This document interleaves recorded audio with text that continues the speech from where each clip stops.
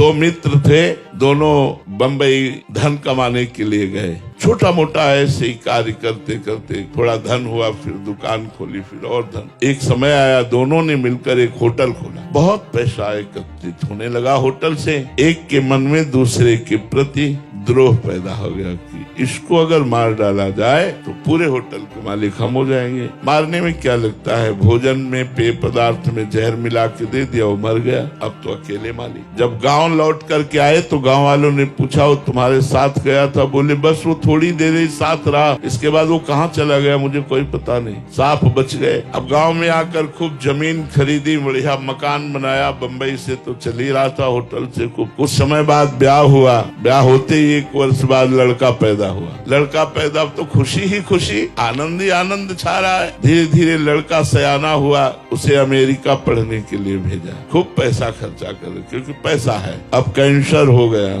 लड़के को। अब ऐसी उल्टा चक्र चला कर्म का। फिर पैसा खर्चा होना शुरू हुआ। धीरे धीरे जमीन बिकी, होटल बिका, सब बिका, कर्जा हो गया।